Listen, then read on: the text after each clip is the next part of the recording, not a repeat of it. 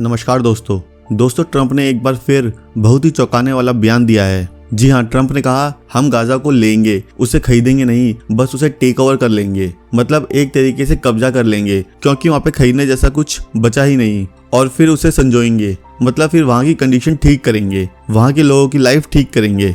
इस बयान ने दुनिया भर में हलचल मचा दी है। इसके बाद ट्रंप ने कहा कि अमेरिका अब गाजा पट्टी पर नियंत्रण लेगा। और ये सब ट्रंप ने तब कहा जब ट्रंप की मुलाकात जॉर्डन के किंग अब्दुल्ला II से हुई। ट्रंप ने बेहद ही साहसिक शब्दों में कहा, हम गाजा को लेंगे, हमें इसे खरीदने की जरूरत नहीं है, वहाँ खरीदने के लिए कुछ भी नहीं है, हम इसे लेंगे, इसे रखेंगे और इसे संजोएंगे।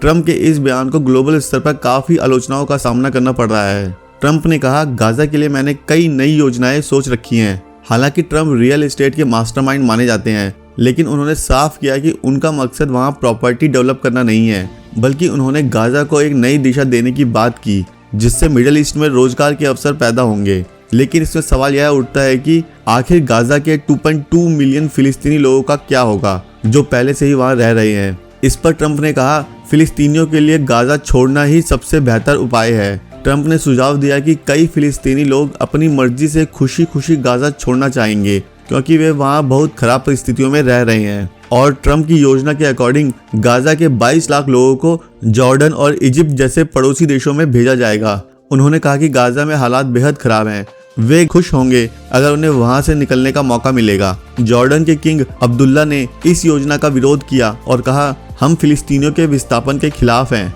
गाजा का पूर्ण निर्माण बिना लोगों के हटाए किया जाना चाहिए।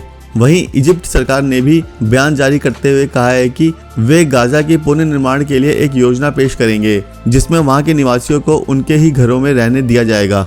दोस्तों, अगर देखा जाए तो दोनों देश जॉर्डन और इजिप्ट आखिर क्यों दूसरे देश के लोगों को अपने देश में पनाह देंगे? इससे उनकी GDP पे भी असर पड़ सकता है, वहां की इकोनॉमी चरमरा भी सकती है।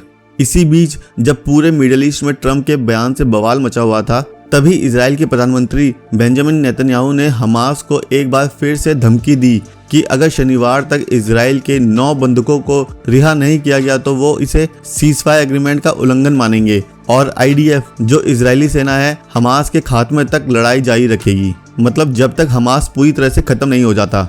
और ऐसा इसलिए कहा गया क्योंकि हमास इजराइल के लोगों को रिहा करने में डिले कर रहा है। इन दोनों देशों के बीच ही हालात तनावपूर्ण बने हुए हैं। गाजा का भविष्य फिलहाल बीच में लटक गया है। दुनिया की निगाहें अब इस मुद्दे पर टिकी हुई हैं, आखिर गाजा का क्या होगा। और दूसरी ओर वहीं ट्रंप के इस बयान के बाद अंतर्राष्ट्रीय समुदाय में हलचल तेज हो गई है। क्या अमेरिका वास्तव में गाजा पर कब्जा कर सकता है? क्या ये प्रस्ताव मिडिल ईस्ट में शांति ला पाएगा या युद्ध को और भड़का देगा? यह सवाल अब दुनिया भर में चर्चा का विषय बन गया है। आपकी क्या राय है? क्या ट्रंप का यह बयान सही दिशा में है या ये सिर्फ एक और विवादित बयान है? कमेंट में बताएं। धन्यवाद।